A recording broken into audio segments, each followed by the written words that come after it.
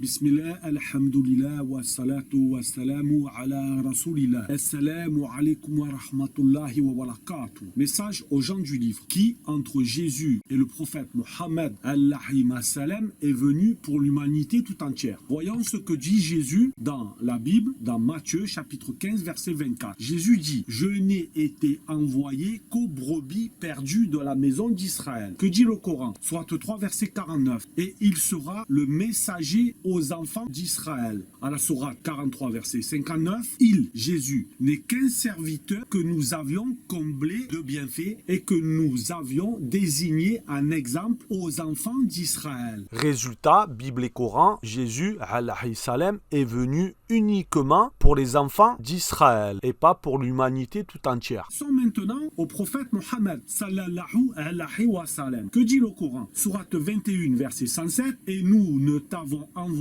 qu'en miséricorde pour l'univers. Sourate 34, verset 28, et nous ne t'avons envoyé qu'en tant qu'annonciateur et avertisseur pour toute l'humanité. Mais la plupart des gens ne savent pas. Effectivement, la plupart des gens ne savent pas que le prophète Mohammed sallallahu alayhi wa sallam est venu et qu'il est le seul prophète et messager qui est venu pour l'humanité tout entière. Effectivement. Maintenant, revenons à Jésus alayhi salam. Quel est son message dans la Bible? Qu'il donna à ses apôtres.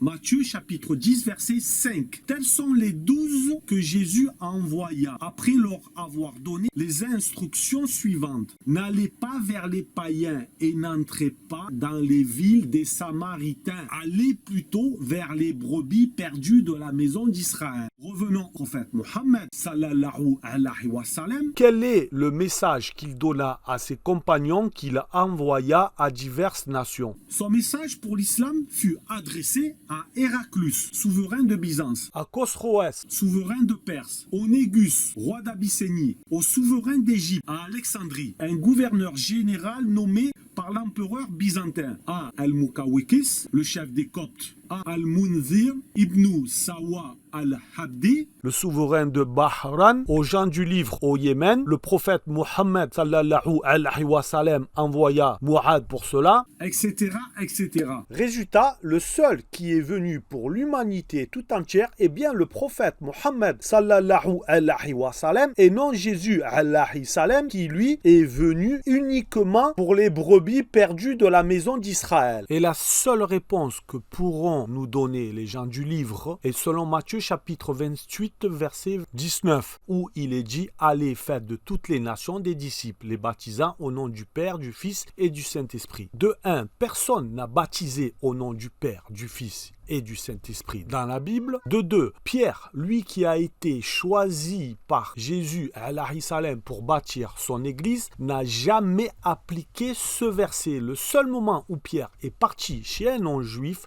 c'est uniquement par une vision à propos de Corneille, un craignant Dieu, comme nous le voyons dans Actes des Apôtres, chapitre 10. Et de 3, si les apôtres ou Pierre devaient suivre ce verset, ce serait pour en faire quoi? Des disciples de la Trinité pour dire que Jésus est Dieu, et il est facile de riposter par la Bible elle-même que ce verset n'affirme en aucun cas que Jésus alayhi salam soit venu pour l'humanité tout entière. Subhanaka Allahumma wa bihamdik ashhadu an la ilaha illa ant astaghfiruka wa atubu ilayk.